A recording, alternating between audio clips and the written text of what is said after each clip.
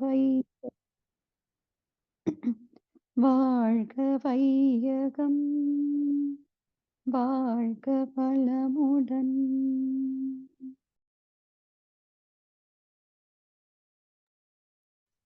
இறைநிலை உணர்ந்து கொண்டேன், என் அறிவு அதுவாய்க் கண்டேன்.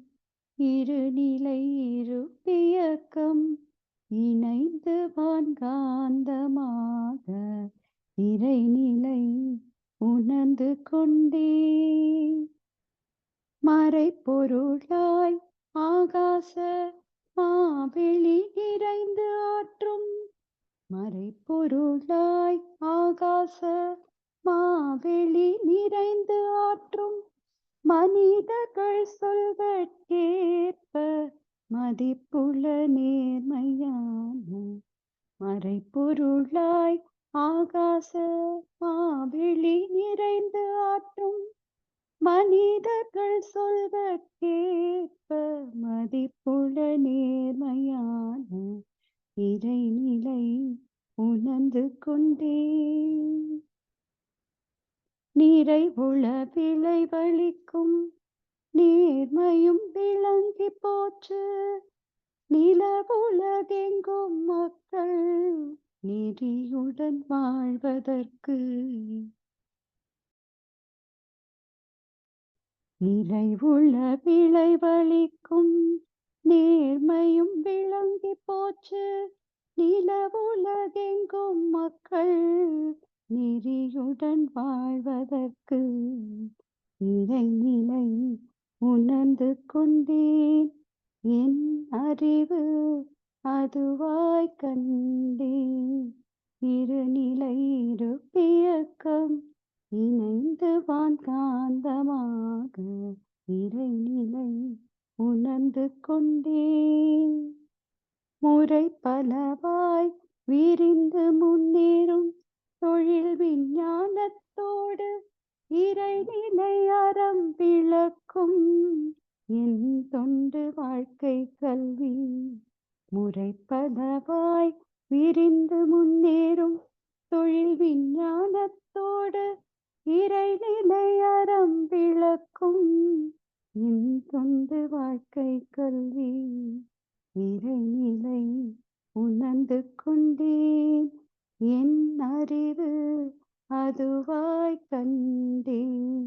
இருநிலை இருப்பியக்கம் இணைந்து வான்காந்தமாக இறைநிலை உணர்ந்து கொண்டேன்.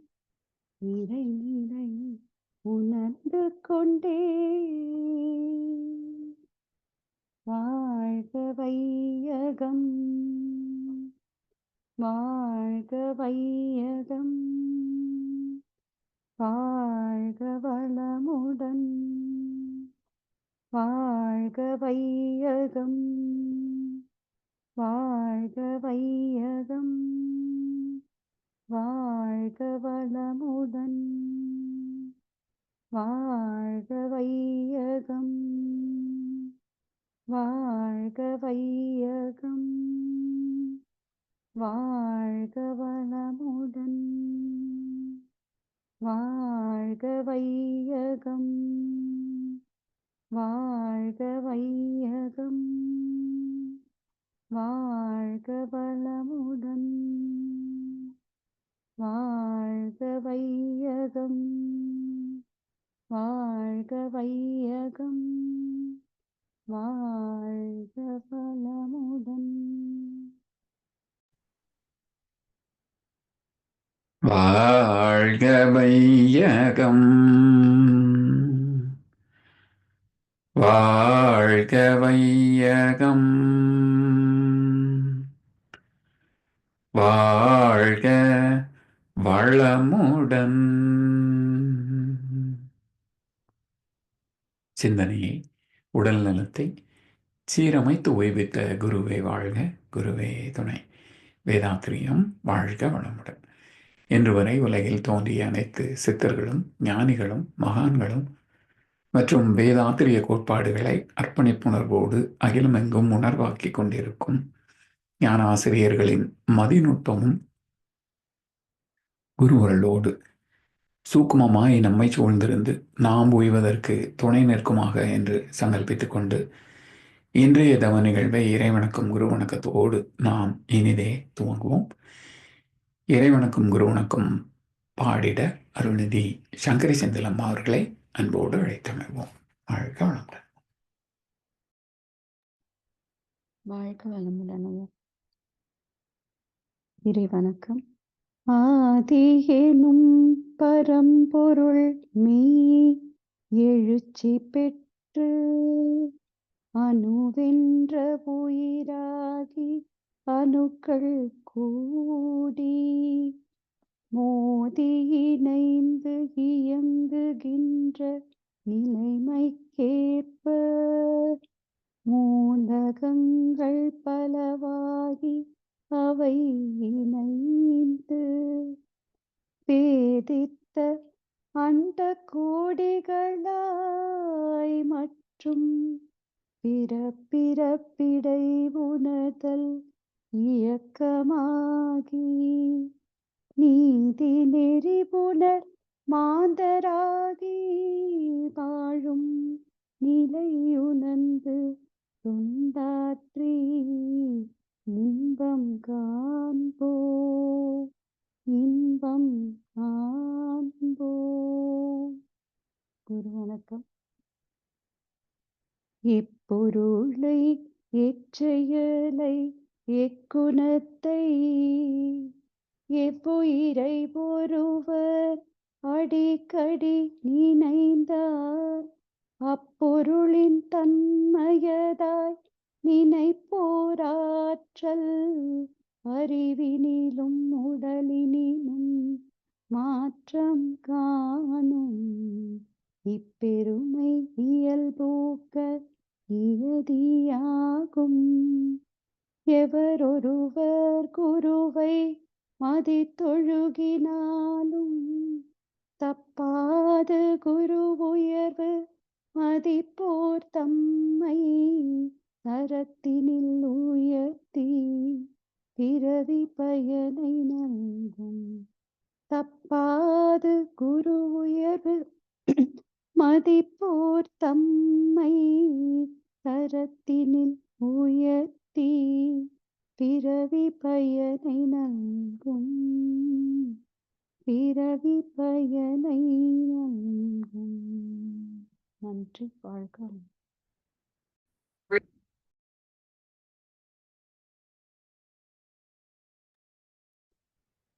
என்னை யான் அறிய வேண்ட இறைவா என் குருவாய் வந்தாய். என்னை யான் அறிய வேண்ட இறைவா என் குருவாய் வந்தாய். சென்னியில் சிந்தை வைத்து தீர்த்தவம் முறையாய் செய்தேன். சென்னியில் சிந்தை வைத்து தீர்த்தவம் முறையாய் செய்தேன். உன்னையே என்னுள் காட்டி உள் நிறைந்தறிவாய் நின்றாய். உன்னையே என்னுள் காட்டி உள் நிறைந்தறிவாய் நின்றாய். உன்னை சேர்வினை தூய்மைக்கே முயன்று அறநெறி வாழ்கின்றேன். உன்னை சேர்வினை தூய்மைக்கே முயன்று அறநெறி வாழ்கின்றேன். என்னை யான் அறிய வேண்ட இறைவாயின் குருவாய் வந்தாய். இறைவாயின் குருவாய் வந்தாய். நன்றி. வாழ்க. வாழ்க வையகம், வாழ்க வையகம், வாழ்க வளமுடன். குரு வாழ்க, குருவே துணை. இன்று நமக்காக தவத்தினை சிறந்த முறையில் வழிநடத்தி தந்த ஸ்ரீராம் ஜெயபிரகாஷ் ஐயா அவர்களை வாழ்த்துவோம். அருட்பேராற்றல் கருணையினால் அருள்நிதி ஸ்ரீராம் ஜெயபிரகாஷ் ஐயா அவர்களும் அவர் தம் அன்பு குடும்பத்தினரும் உடல் நலம், நீலாயுள், நிறை செல்வம், உயர் புகழ், மெய்ஞானம் ஓங்கி வாழ்க வளமுடன். ஸ்ரீராம் ஜெயபிரகாஷ் ஐயா அவர்களின் ஆன்மீக தொண்டு வாழ்க வளமுடன், வாழ்க வளமுடன், வாழ்க வளமுடன். நன்றிங்க ஐயா. வாழ்க வளமுடன். தவமுறை அகவல் கவிகளிலே தொடர்ந்து இன்று சாந்தி யோகத்துக்கான கவிக்கு இசை வடிவம் வழங்கிட ஞானாசிரியர் அருள்நிதி சங்கரி செந்திலம்மா அவர்களையும், தொடர்ந்து விளக்கம் வழங்கிட மூத்த பேராசிரியர் ஞானாசிரியர் அருள்நிதி பழனிசாமி வேலுசாமி ஐயா அவர்களையும் அன்போடு அழைத்தமைவோம். வாழ்க வளமுடன். வாழ்க வளமுடன். தவமுறை அகவல். தற்காலத்துக்கு ஏற்ற தவமுறை. தவ வேகம் உடல் வலுவை மீறும் போது தனித்திடவும் வழியுண்டு, இதை காணாமல் சிவநிலையை அறிவதற்கு தவம் இருந்து சித்தியடையா முன்னம் கனல் மிகுந்து சவநிலையை அடைந்தார் முன்னாளில் பல்லோர் சற்றும் இப்போ அந்த பயம் இங்கு இல்லை. நவயுகத்திற்கேற்றபடி வாழ்க்கையூடே நான் என்ற நிலையறியும் மார்க்கம் இது. நான் என்ற நிலையறியும் மார்க்கம் இது. நன்றி. வாழ்க வளமுடன். வாழ்க வையகம், வாழ்க வையகம், வாழ்க வளமுடன். குரு வாழ்க, குருவே துணை. சான்றோர் பெருமக்களே, தவமுறை அகவலிலே இன்றைக்கு தற்காலத்துக்கு ஏற்ற தவமுறை. ஆதி காலத்துல குண்டலினி யோகம் என்ற தவமுறை கிடையாது. பிராணாயாமம் என்ற மூச்சு பயிற்சியின் மூலமாக அல்லது காயத்ரி மந்திரம் என்ற மந்திரங்கள் மூலமாகத்தான் குண்டலினி சக்தியை உச்சிக்கு ஏற்றுவதற்கு முயற்சித்தார்கள். இதில் வெற்றி பெற்றவர்கள் எங்கோ ஒருவர் தான். அதற்கு இடையிலேயே திசை மாறி போனவர்கள் பலர். காரணம் என்ன என்றால், அங்கே தவ வேகம் ஏற்படுகின்ற போது, அதிகரிக்கின்ற போது, அதை உடல் சக்தியாக மையப்படுத்தக்கூடிய, தவசக்தி வேற உடல் சக்தி வேற கிடையாது, இரண்டும் ஒன்றேதான். என்ன இங்கே பிரித்து பேசப்படுகிறது என்றால், ஆக்னேயோ துரியமோ அல்லது மற்ற மையங்களோ, அதில் தவம் ஏற்றுகின்ற போது அந்தந்த இடங்களிலே உயிர் மையங்களிலே ஆற்றல் திணிவு பெறும். உடல் மையம் மூலாதாரம், மற்ற மையங்கள் எல்லாமே அதற்கு அடுத்தடுத்த நிலைகளிலே உள்ளவை. அப்ப மைய புள்ளி கிடையாது. அதனால் அதை தவிர்த்து மற்ற சப்ஸ்டேஷன்ஸ், உயிரின் துணை மையங்களிலே ஆற்றல் குவிந்தால் அது பொருந்த உணர்வாக இருக்கும். அதை சமன்படுத்தக்கூடிய மையம் மூலாதாரம் தான்.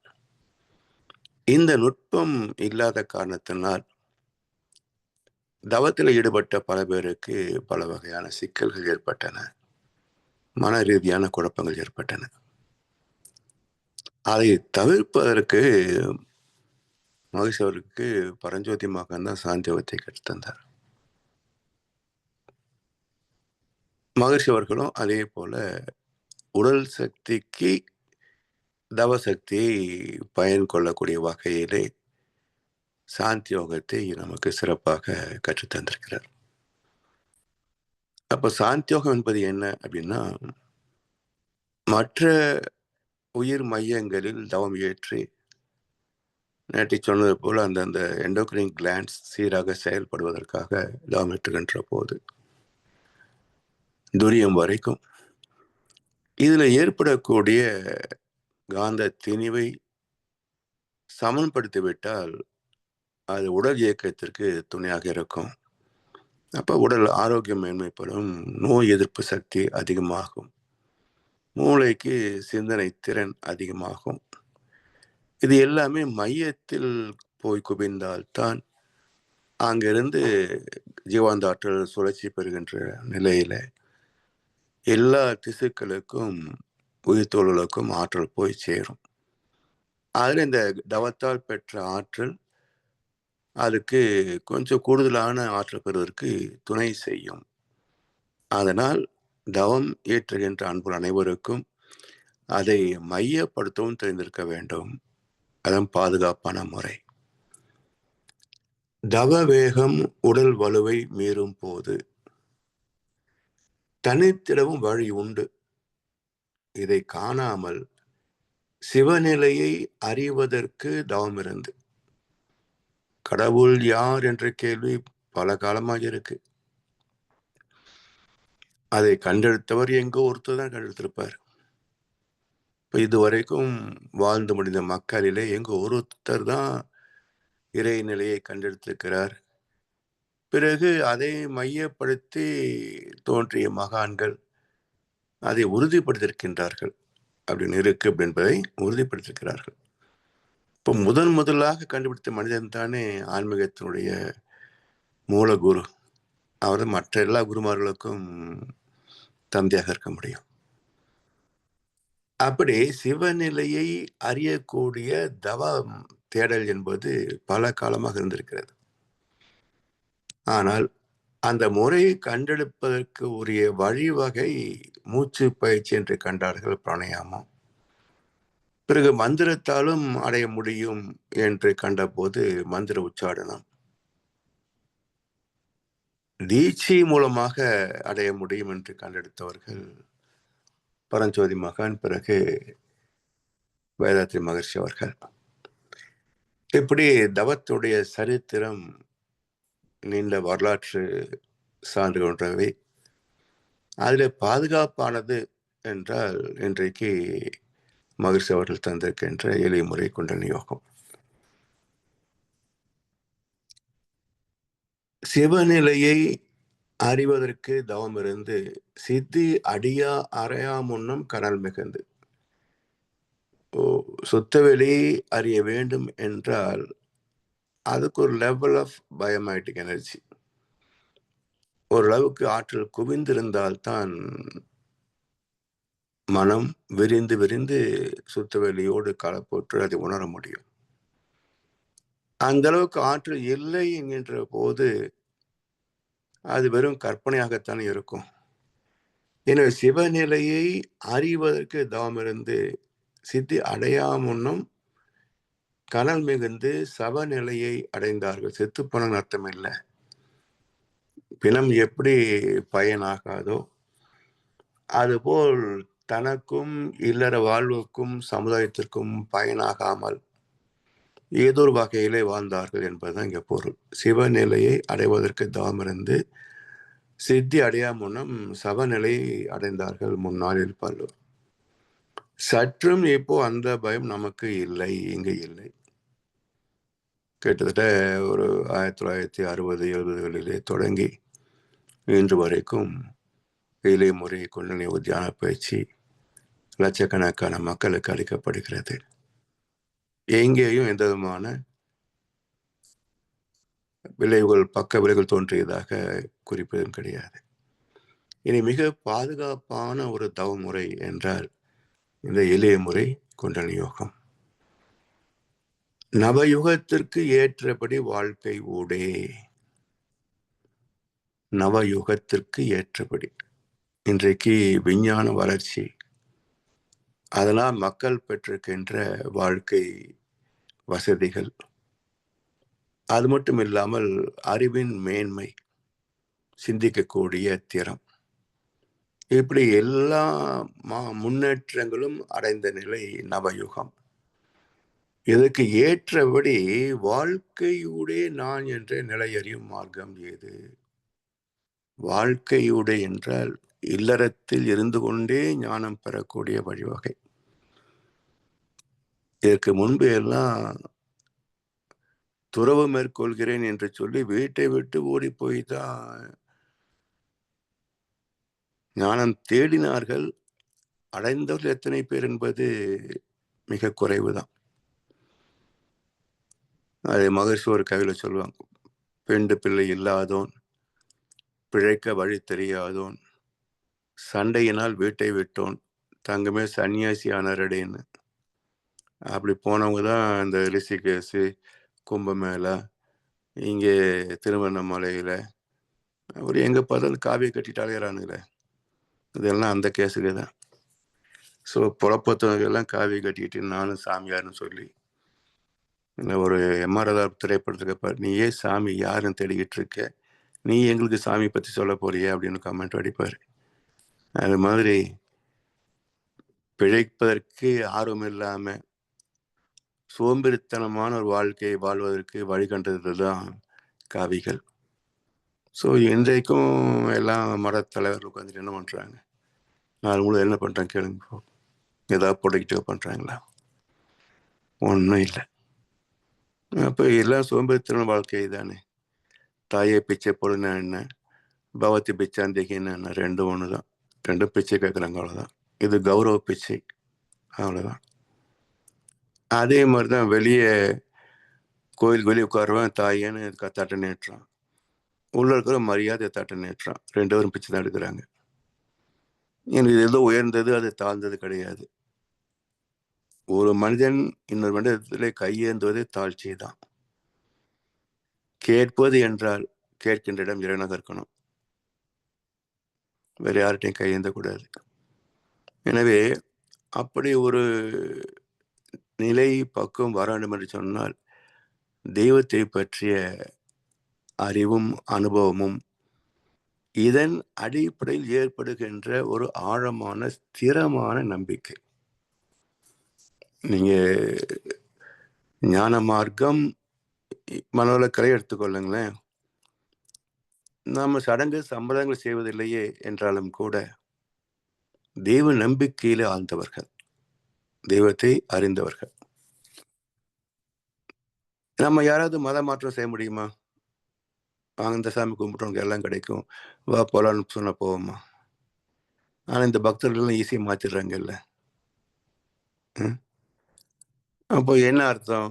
அவனுக்கு வேண்டியது வசதிகள், அது கிடைக்கலன்னா சாமி மாத்திக்குவேன், மதத்தை மாத்திக்குவேன்பா. ஆனா அறிந்து விட்டால் அதுதான் உண்மையானது. எனவே நவயுகத்திற்கு ஏற்றபடி வாழ்க்கையோடே நான் என்ற நிலையறியும் மார்க்கம் இது. குடும்பத்தில் இருந்து கொண்டே கடமைகளை செய்து கொண்டே சமுதாய கடமைகளையும் செய்து கொண்டே நமக்குள் இருக்கின்ற ஆத்மாவுடைய பூர்வீகம் என்ன, இந்த ஆத்ம தரிசனத்தை, பரமாத்ம தரிசனத்தை, தெய்வ தரிசனத்தை பெறக்கூடிய வகையிலே அறம் காத்து தவம் செய்து வாழ்க்கையிலே மேன்மை பெற முடியும் என்பதை கற்றுத்தந்தவர் மகர்ஷி அவர்கள். எனவே அந்த வகையிலே நம்முடைய பயிற்சிகள் அனைத்துமே ஆன்மீகம் என்ற இறைவனை அறியக்கூடிய வகையிலே தான் அமைக்கப்பட்டிருக்கின்றன. இதில் எந்த அளவுக்கு நாம் ஆர்வத்தோடு அதிலே இணைகின்றோமோ அந்த அளவுக்கு நாம் மேன்மைகளை சந்திக்கின்றோம். எவரொருவர் குருவை மதித்து ஒழுகினாலும் தப்பாது குரு உயர்வு மதிப்போர் தம்மை தரத்தில் உயர்த்தி பிறவை பயனை நல்கும். நம்பிக்கை அடிப்படை. அங்கே தெய்வ நம்பிக்கை, இங்கே குரு நம்பிக்கை, குரு பக்தி. அப்போ தெய்வ பக்திக்கும் குரு பக்திக்கும் பேதம் பெருசா இல்லை. அப்ப குருவை எந்த அளவுக்கு நாம் நேசிக்கின்றோமோ மதிக்கிறோமோ அந்த அளவுக்கு நமக்கு வாழ்க்கையிலே எல்லா நிலைகளிலுமே சிறப்பான ஒரு அனுபவங்கள் கிடைக்கும். அப்படி நமக்கு கிடைத்த அற்புதமான குருதான் அருட்தந்தை வேதாத்ரி மகர்ஷி அவர்கள். இந்த எளிய முறை குண்டல் யோகம் தொட்டு கொடுக்கக்கூடிய தீட்சை முறையும் சாந்தி யோகத்தையும் உலகத்துக்கு அளித்த வகையிலே இன்றைய மக்கள் வேதாத்ரி மகர்ஷி அவர்களுக்கு கடமைப்பட்டிருக்கிறார்கள். ஏன்னா இதுக்கு முன்னாடி இறைவனை அடைவது விடுங்க, அது ஒரு பக்கம் இருக்கட்டும், குறைந்தபட்சம் ஆசைகளை சீரமைத்து சினம் தவிர்த்து கவலை ஒழித்து ஒரு நிம்மதியான குடும்ப வாழ்க்கையை வாழ முடிகிறது என்றால் அதுக்கு இந்த விளக்கமும் தவமும் தானே காரணம் அல்லவா?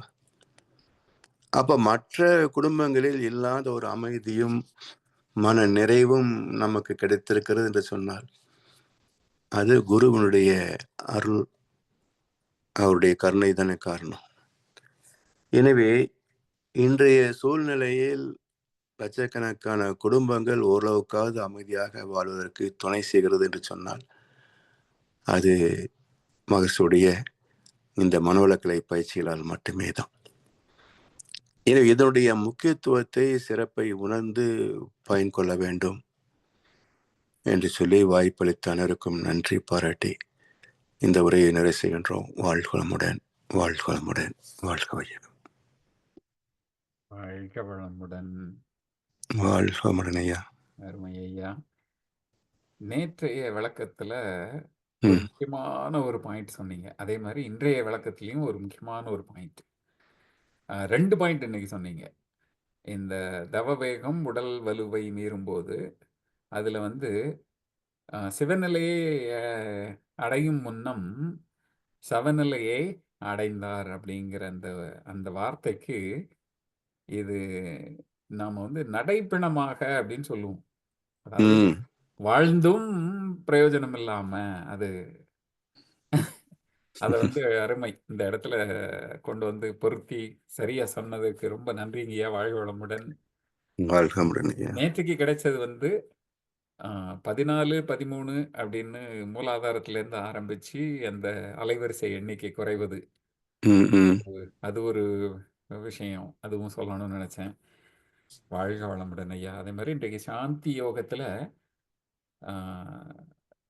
தவ வலிமை அல்லது தவ ஆற்றல் அல்லது உடல் ஆற்றல் ரெண்டுமே ஒண்ணுதான். ஆனா அது அங்க வரும் பொழுது பயன்பட்டு உடலுக்கு முழுமையாக எல்லா இடத்துக்கும், ஏன்னா அங்க மையத்துல சுழன்று வர்றதுனால அப்படின்னு சொன்னீங்க. அதுவும் சிறப்பான விளக்கம் ஐயா. நன்றிகள் ஐயா. தொடர்ந்து வாழ்க வளமுடன். சிறப்பாக விளக்கம் வழங்கி வந்து கொண்டிருக்கும் மூத்த பேராசிரியர் ஞான ஆசிரியர் அருள்நிதி பழனிசாமி வேலுசாமி ஐயா அவர்களும் அவரது அன்பு குடும்பத்தினரும் அருட்பேராற்றல் கருணையினால் உடல் நலம், நீளாயுள், நிறை செல்வம், உயர் புகழ், மெய்ஞானம் ஓங்கி வாழ்க வளமுடன், வாழ்க வளமுடன், வாழ்க வளமுடன் பாடல்கள் பாடி நிறைவு செய்ய அருள்நிதி சங்கரி செந்திலம்மா அவர்களை அன்போடு அழைத்தமைவோம். இந்த தவமுறை அகவல்களில் வரக்கூடிய சந்தேகங்களை சனிக்கிழமை, ஞாயிற்றுக்கிழமை, நாளையும் நாளை மறுநாளும் வாழ்க வளமுடன். வாங்க எல்லாரும் நாளைக்கு நாளாக கழிச்சு பேசுவோம். பாடல். வாழ்க வளமுடன். வேதாத்ரி பாடல். போரில்லா நல்லுலகம், பொருள் துறையில் சமநீதி, நேர்மையான நீதிமுறை, நிலவுலகுக்கோர் ஆட்சி, சீர் செய்த பண்பாடு, சிந்தனையோர் வழிவாழ்வு, சிறப்புணர்ந்த பெண்மதிப்பு, தெய்வ நீதி வழிவாழ்தல், திருவிழா தவிர்த்தல், சிறுவர்கட்கே விளையாட்டு, செயல் விளைவு உணர்கல்வி, சீர்காந்த நிலை விளக்கம், பார் முழுதும் உணவு நீர் பொதுவாக்கல், பல மதங்கள் பல கடவுள் பழக்கம், ஒழித்துண்மை ஒன்றை தேர்ந்திடுதல். பிரம்மஞான கவி. இறைவெளியே தன்னிருக்க சூழ்ந்தழுத்தும் ஆற்றல்,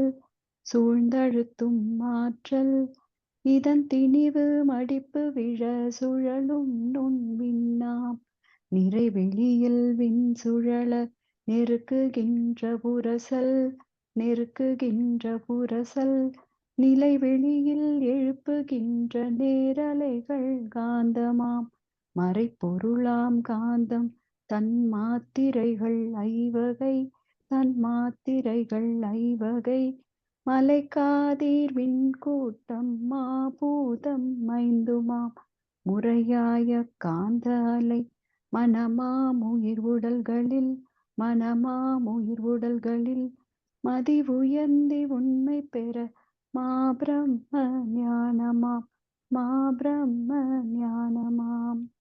உலக நல வாழ்த்து. உலகமெல்லாம் பருவமழை ஒத்தபடி பெய்யட்டும், உழவரெல்லாம் தானியத்தை உவப்புடனே பெருக்கட்டும், பல தொழில்கள் புரிகின்ற பாட்டாளி உயரட்டும், பகுத்துணர்வில் தொகுத்துணர்வு பண்பாட்டை உயர்த்தட்டும், கலகங்கள் போட்டி பகை கடந்து ஆட்சி நடக்கட்டும், கல்லாமை கடன் வறுமை களங்கங்கள் மறையட்டும், நலவாழ்வை அளிக்கும் மெய்ஞான ஒளி வீசட்டும், நம் கடமை அறவாழ்வின் நாட்டத்தே சிறக்கட்டும், வாழ்க வையகம் வாழ்க வையகம் வாழ்க வளமுடன். நன்றி. வாழ்க வளமுடன்.